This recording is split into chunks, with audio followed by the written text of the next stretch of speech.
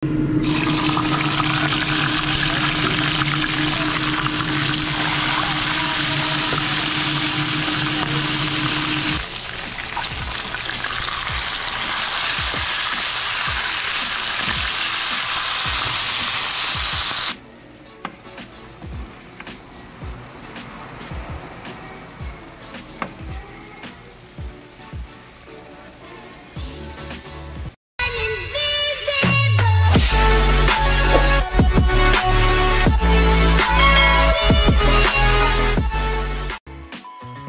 day mga katunyeng.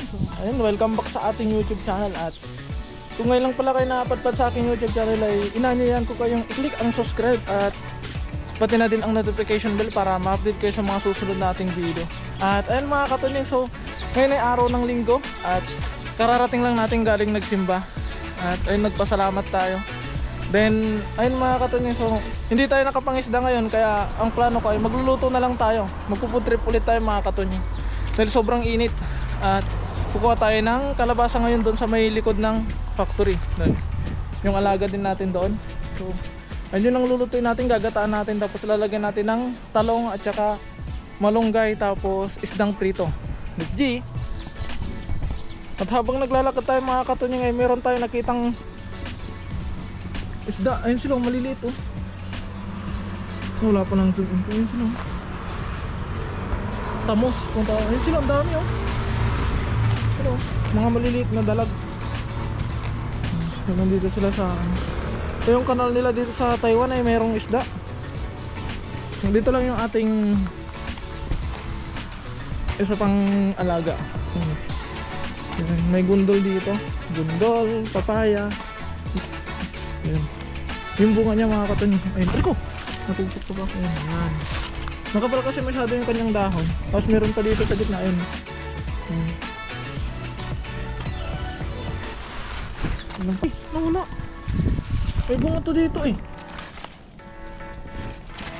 Kasi araw-araw ko tong tinitignan mga katunyeng. Ah, ito. Yun oh. Oh, yun, may bunga dun. Araw-araw kasi itong tinitignan ng mga katunyeng, gawa ng naglalagay ako ng naglalagay ako ng mga lalaking bulaklak. Kapag ka may babaeng bulaklak, nilalagyan ko siya ng lalaking bulaklak. Meron pang bunga doon. Pero ito yung target natin mga katunyeng. Ito. Wow. Kunin na natin kasi masyado ng oh, yun oh. Masyado malaki to para sa atin. Kaya ang gagawin natin mga katunyeng is yung kalahati gagataan natin, tapos yung kalahati naman ay gagawin natin ukoy pag nakabili tayong itlog mamaya. Pero syempre unahin muna natin mga katunyeng. Ito na yung ating huli tuloy. Ito na yung ating nakuha mga katunyeng. At uuwi na tayo para maumpisa na natin iluto. So, itong kalahati ay gagataan natin, tapos itong kalahati naman ay gagawin nating ukoy kapag nakabili tayo ng harina sa palengke. Kasi wala tayong harina mga katunyeng. At susunod naman natin gagawin ay kukuha tayo ng pangsahog na talong tsaka malunggay. SG. At ngayon naman ay kukuha na tayo ng talong mga katunyeng. Sitaw sana, kaso walang bunga yung sitaw natin, puro bulaklak pa lang. Kasi napapadalas yung pag-ulan dito. Kapag namumulaklak yung ating sitaw tapos nauulan na, nalalaglag, kaya walang nabubuo na bunga. Kaya ngayon ay talong muna, tapos malunggay yung isasahog natin sa ginataang kalabasa. Saka na lang tayo magagata ng sitaw na may kalabasa kapag hindi na maulan. Kakatapos lang ng ulan dito mga katunyeng kahapon ng gabi. Kaya kung makikita nyo, basa pa yung lupa. Tapos dito basa din yung mga panggatong natin. Kaya ang mangyayari, magluluto tayo din sa loob mga katunyeng. Mainit nga lang din, pero no choice tayo. So, namimitas lang tayo ng talong.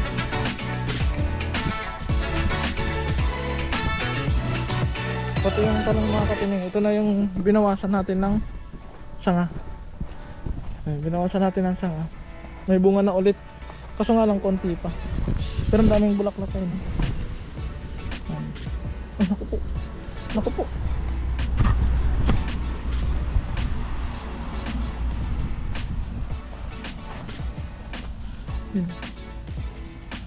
Yan. Maikli na yung bunga yan, hindi na katulad dati. Medyo mahaba siya.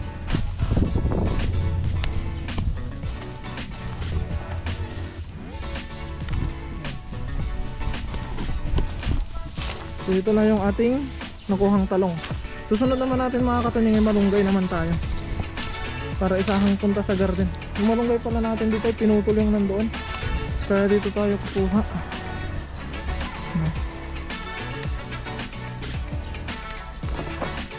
Medyo matataas. Dahan-dahan lang dahil namumulaklak na yung ating malunggay.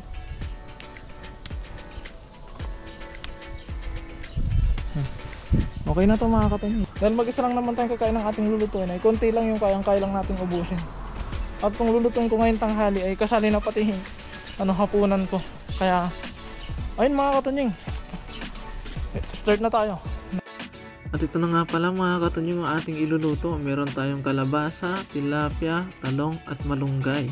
Sayang nga lang at wala tayong sitaw gawa ng napapadalas ang tag-ulan kaya halos walang bunga ang sitaw natin. Kaya syempre wag na natin patagalin kaya iprito na natin tong tilapia. Isang piraso nga lang pala ang tilapia ipiprito ko mga katunying, hinati ko lang kaya naging dalawa dahil mag-isa lang naman tayong kakain.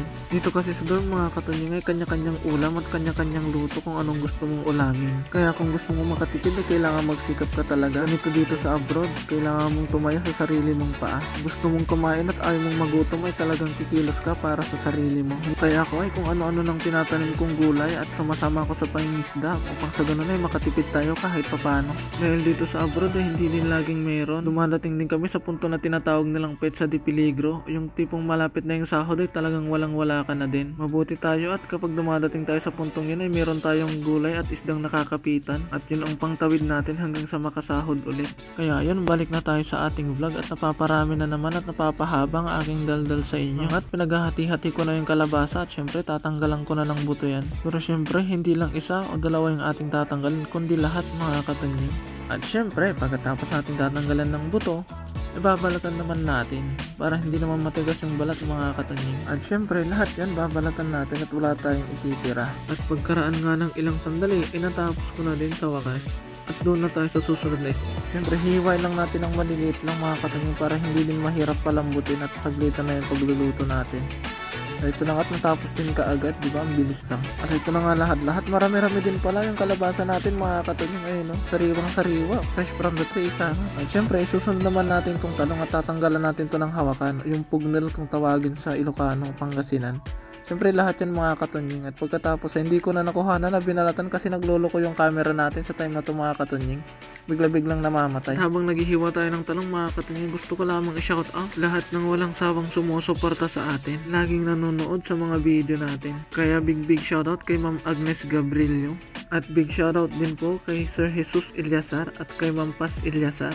At big shoutout din po kay Ma'am Gemma Bland. At syempre big shoutout din kay Sir Edgar Yosores from Leyte na lagi din pong nanonood sa ating mga video.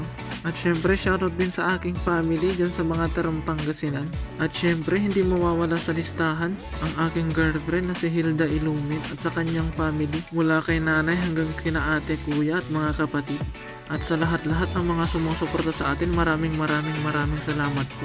At dahito yan, naksat jepi prito kon George. Diba, binaliktad ko nga dagosan baka baliktadan pa iti sa bali. So nga dahito yan, magic ko dahil din laya, si buwes kang babangan, ayun, okay sa nga dagos, nadurog-durog pa Sa kanya, pero ramidan tayo na, igisa tayo nga dagos nga rudan Yan na jay sibuyas, bawang, kan ajay laya.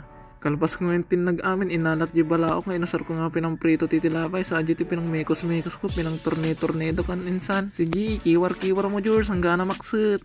Patayigam kaslay na rabin na kanyam. Kasta nga talaga tibigay, laban mo George. Nag-brown basit si buwes bawang kanlay, mabalinan itinag mo di kalabasan George sa mabisina kon. Siyempre awan batem itad mo amin, kaslay na rabi mo la kanyana, di ba itad mo amin tapos imbati na kalaang. Ni parta kang basit takiwar-kiwaran pa dahil tapat tinatinag kam tumanan. Nakabaybay ka ngamin nga gargar mabisin na amo mon. Tinalapas mo yung tad amin ko kiniwar-kiwar kon Hanak pa yung anak kon, pinto ko yung palug-palug ko pa di kawali na George. Nene, agin lalaeng. Kalpas mo yung palug-palug kiniwar-kiwar kon tumanan hanggang na mabannog. Hindi na bannog ka nagkiwar ka tinaklubak ti bulong ti saba. Lumaban dahi tan basta laki di makaluban ka maluto. Hindi na rin nangagburo-buro ko inikat ko di bulong ti saban. Sako yung gabil di gatang binulog ko tanak nakagatang ti gatatatay. Dahi nga oras ka tsak amunas to tararamida. Madi-madi pa sa dahi ta proseso procedure ko. Dapat gayong paborok ko na gata tapos yung kamil ko na sida. Kamu na apikot ka sa tim pinangaramid ko. Napang kumangamin inggisa. Ngam makaamunton. Basta lakit di maluto kung may tipakaluto na mabalinan.